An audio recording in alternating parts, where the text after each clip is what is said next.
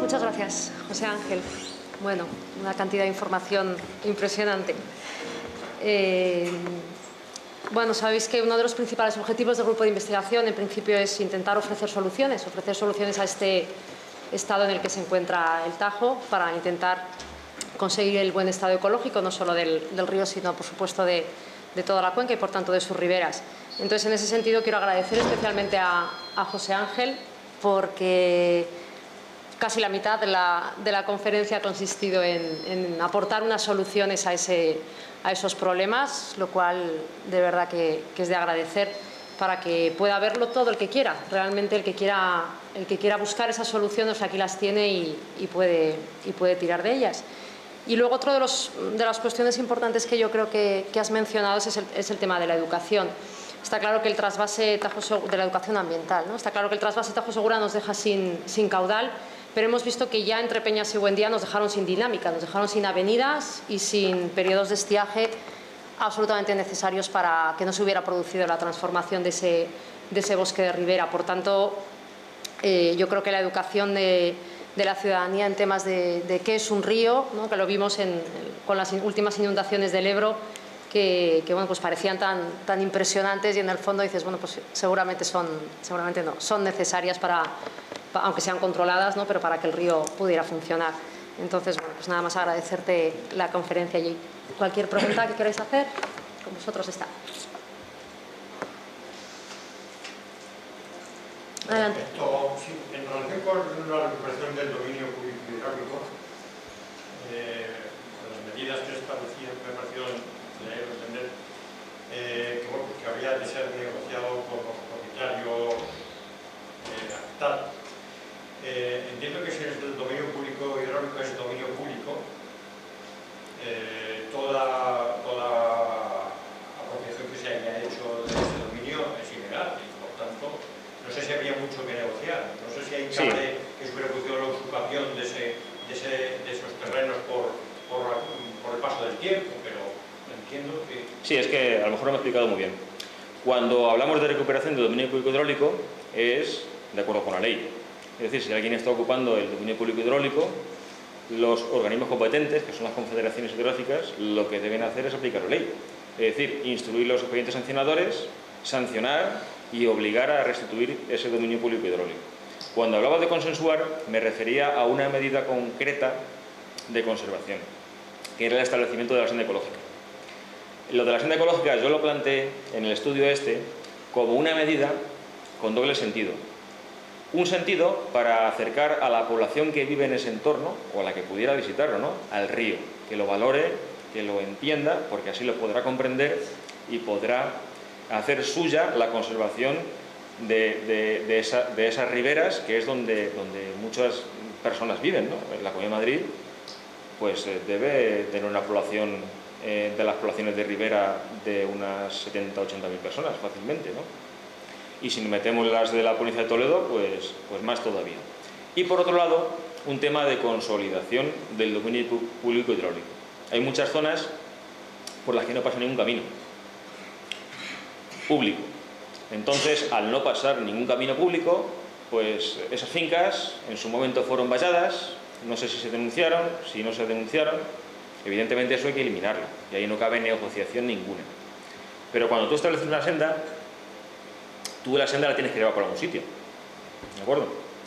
Entonces, cuando se hacen medidas de este tipo, es mejor hablar con los propietarios y al final traértelos a tu terreno y que hagan suyo el proyecto para evitar suspicacias. En el sentido, yo no quiero que pase nadie por aquí, no hablo de fincas que estén valladas, ¿de acuerdo? O, no sé, a cualquiera se le puede ocurrir cualquier cosa, o me van a quitar o lo que sea. Entonces, cuando hablaba de eso, simplemente era pues hablar con los colindantes, no por la gente que ocupa el dominio público hidráulico, sino por la gente que son propietarios de las tierras que lindan con ese dominio público hidráulico, para que entiendan el proyecto, ¿de acuerdo?, y no generen pues choques contra el mismo, ¿de acuerdo? Pero simplemente es una sugerencia para, por decirlo así, dirigir ese hipotético proyecto, ¿de acuerdo? Pero evidentemente, en cuanto a recuperación del dominio público hidráulico, no hay nada que negociar y ni nada que discutir. Lo que hay que hacer es aplicar la ley. Ley que, por desgracia, no se aplica porque existen muchos tramos que están vallados u ocupados por construcciones y no se ha hecho o no se está haciendo nada, porque siguen ahí. Porque el dominio público, el espacio de dominio público hidráulico está delimitado físicamente. Está delimitado en la ley. Es decir, hay expedientes para deslindar el dominio público hidráulico, ¿de acuerdo? Y esos expedientes los lleva a cabo la Confederación Hidrográfica que corresponda, en este caso sería del Tajo. Lo que ocurre es que para hacer un deslinde hace falta dinero y depende de la disponibilidad presupuestaria, pues que se hagan o no se hagan. Por ejemplo, en el río Tajo, yo creo que aguas abajo de Trillo, hasta el Algodor, no hay ningún tramo deslindado. Creo, según la información que yo tengo. Yo creo que lo único que hay deslindado, aguas arriba de Toledo, es en Trillo. Hay algunos tramos que lo están. Y en otros ríos de la cuenca del Tajo, no necesariamente del propio río Tajo, el Alberche, por ejemplo en Talavera y tal, se hicieron deslindes en su momento por circunstancias concretas, porque hacía falta, ¿de acuerdo? Pero no se hacen de manera general. Entonces no hay una señalización física del dominio público hidráulico. Y lo que hay es lo que dice la ley, que dice que más o menos que el dominio público hidráulico es el cauce del río, en el sentido que sería hasta donde las crecidas ordinarias llegaran en un periodo determinado y teniendo en cuenta las circunstancias históricas del río y una serie de historias, ¿no? Entonces, claro, hay zonas donde es obvio lo que es dominio público hidráulico y es obvio por las características del cauce que se ha ocupado, y zonas que no es tan obvio y que ya había que hacer unos estudios con mayor determinación, ¿no? Con mayor... Y en todo caso, esos expedientes de deslinde, en su caso, incluso de recuperación, incluso de sanción, siempre son a instancias de la Confederación Hidrográfica del Tajo. No puede ser nunca, es decir, una asociación, un particular incluso, no podría instar... El que lo tiene que tramitar es la Confederación, ¿de acuerdo? Lo que pasa es que esa circunstancia concreta no la conozco muy bien. Por ejemplo, en vías pecuarias, si tú eres un propietario corriente con vía pecuaria, tú puedes pedir que se te deslinde la vía pecuaria. Y la administración lo hace. Eso sí, el señor que pide el dinero lo paga. ¿De acuerdo? No sé si la legislación de aguas es igual en el mismo sentido, ¿no? Lo que está claro es que no se hace por tema de presupuestos. O sea, porque no se mete dinero para hacer deslinde. Porque lo suyo es que todo el dominio público hidráulico, al menos de los principales cursos de agua, del río Tajo y sus ríos principales, afluentes principales, lo estuviesen, ¿no? Y así sería más fácil actuar contra gente que lo ocupa. Lo que pasa es que hay muchas ocupaciones que son muy obvias. O sea, cuando un señor o un propietario coge una valla y te la mete hasta 3 metros dentro del agua, pues está claro que está ocupando el dominio público hidráulico, ¿de acuerdo?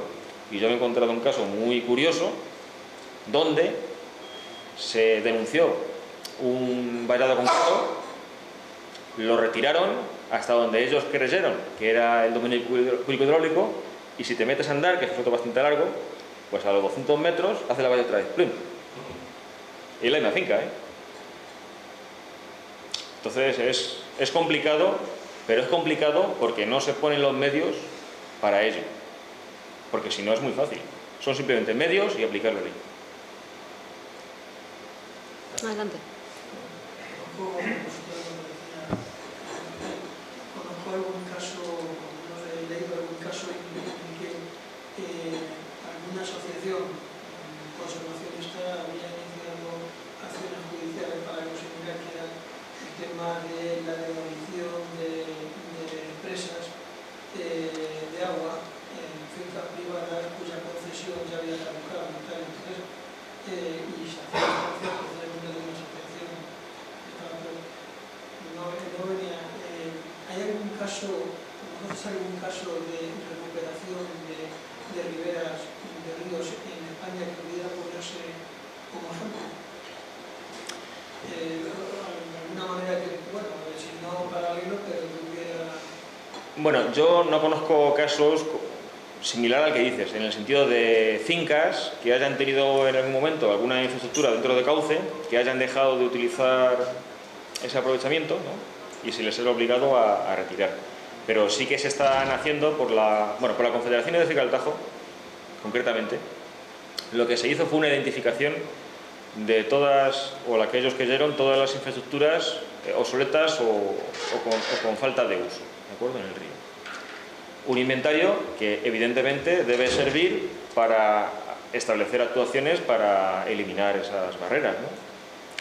Y algunas se han hecho. Por ejemplo, en una de las conferencias que tuvimos aquí nos estuvo explicando Lidia pues alguna actuación que habían hecho en el Tajo y de una magnitud bastante importante. No recuerdo cómo se llama el río, es un afluente del Tajo, el Cocio, el río Cocio, ¿de acuerdo? O sea, sí se hacen, ¿de acuerdo? Pero evidentemente no se hacen al ritmo que a los que nos gustan los ríos, ¿no? Y que estén conservados nos gustasen, ¿no? Y posiblemente, a lo mejor el caso como el que comentas, que no sé si era una presa pequeña o... Sí, suelen ser, sí que muy... Claro, pues... iniciado por parte, en concreto, de una asociación claro. Sí, iniciado acciones, pero... Sí, pues cuando... No con frecuencia, pero sí que incluso había antecedentes de fallos judiciales a favor de la demolición. Claro. Pues hombre, cuando ya hay una sentencia de un juez que dice que eso hay que demolerlo, pues hay que demolerlo.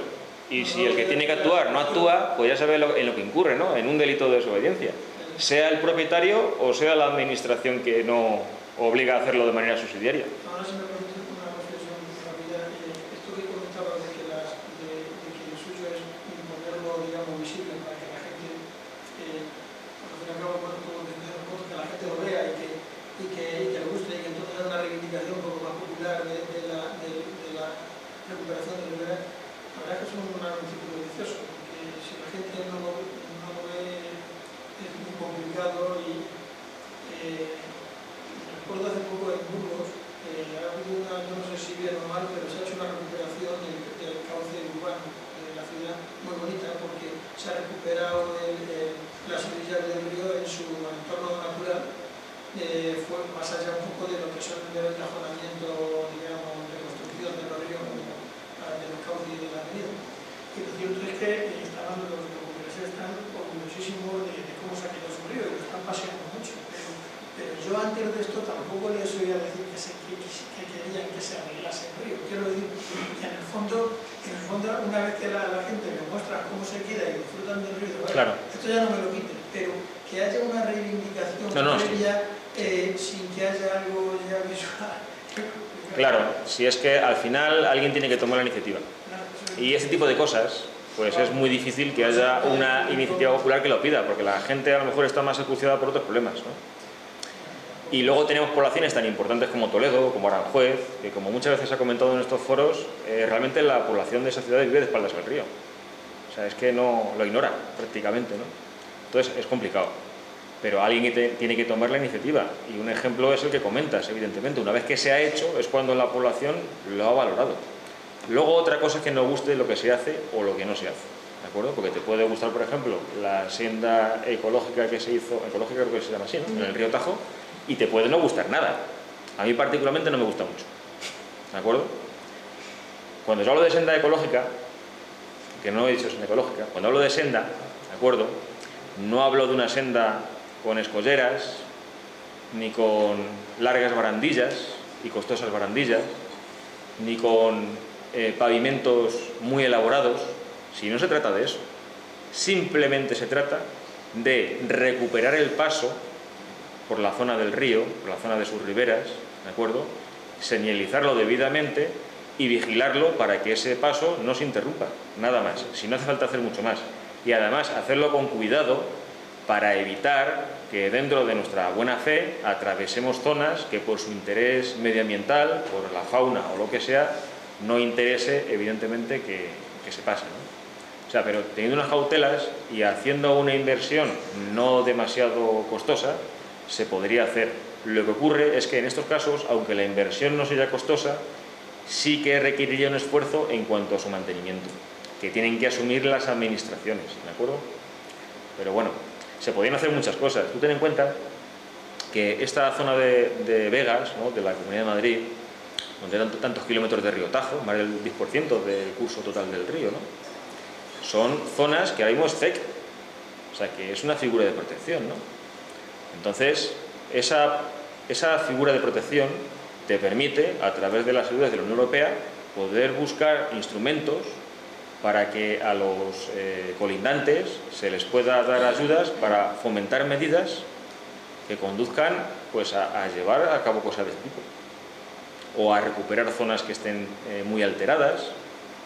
Por ejemplo, si tenemos una zona donde hay una construcción muy antigua, pues antiguos transformadores de estos que había de caseta, que todavía quedan unos cuantos, ¿no?, que normalmente, no sé por qué razón, siempre hay al lado una escombrera o lo que sea, y muchas de esas zonas son privadas. Y a lo mejor al propietario tampoco le interesa tener eso ahí, ¿sabes? Pues yo qué sé, pues a lo mejor se le puede ayudar, vamos a quitar esto, vamos a recuperarlo y vamos a hacer una recuperación del entorno para recuperar ese bosque de ribera, evidentemente no para que cuente melones. Fíjate el caso de la Cañada, un tema de un terreno público que se ha ido invadiendo y... Claro, pero es que el dominio público hidráulico tiene la ventaja de que es imprescriptible. O sea, tú te puedes hacer un palacio en medio del río, lo que tú quieras, y tenerlo 100 años. Pero el día que se deslinde, si medio palacio está en el río, hay que tirar el palacio. Y la escritura que tengas no vale para nada. Es imprescriptible, aunque esté escriturado, aunque esté construido a lo que tú quieras. Y además no se puede permutar. El dominio público hidráulico es el que es. Entonces, herramientas legales existen. Otra pregunta, si no hay más, pero Sí, sí. la fotografía esta me recuerda que, por ejemplo, determinados tramos del río Henares, que yo conozco bien, en Guadalajara, hace 20-25 años te bañabas y no tenían nada de vegetación en el fondo, y ahora en cambio prácticamente no puedes moverte por ahí porque te enredas es toda una maraña de plantas subacuáticas. Veo más o menos como que creo que representa esa fotografía. Yo no sé esto a qué se debe y qué valoración se puede hacer esto desde el punto de vista ecológico. ¿Esto es bueno, es malo? Bueno, pues eso ¿Es una mala consecuencia de algo o es bueno? Si hace 50 años, por ejemplo, o 30, lo que sea, en ese tramo no había vegetación acuática, seguramente es porque no había embalses aguas arriba de ese río. Y entonces había una dinámica fluvial en la cual se movilizaban los sedimentos del río, ¿de acuerdo? Había una movilización de materiales, había una serie de crecidas que hacía que hubiese lo que tuviese que haber.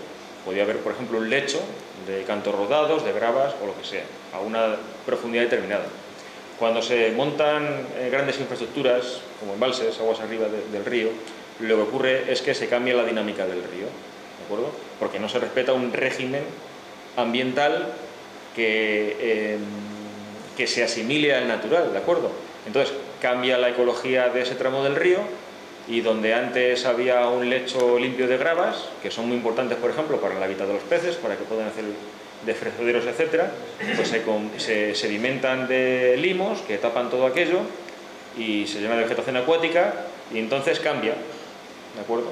Y cambia la vegetación de dentro del río, cambia la fauna que está asociada a todo eso y cambia todo, ¿de acuerdo? Pero eso es consecuencia de una alteración de la dinámica fluvial. Igual que esta foto, no sé si les parecerá bonita o fea, es un tramo de Colmenar de Oreja donde el agua es casi transparente porque está hecha en invierno, ¿de acuerdo? Entonces hay muy poca actividad de algas en el río y se ve sin ningún problema el fondo, ¿de acuerdo? Donde hay un bosque de ribera formado por es una alameda de álamo blanco y álamo negro. Hay mucha abundancia de álamo negro en ese caso concreto. Son álamos negros que no son plantados, son totalmente naturales, ¿de acuerdo? Pero donde hay importantes alteraciones que se ven en este cauce, en las orillas, ¿de acuerdo? Con bandas muy anchas de helófitos donde antes hubo playas. Y zonas que eran importantes para el desove de especies como los barbos, los cachos, y que ya no lo son. Entonces el paisaje es bonito, pero el paisaje no es un paisaje natural.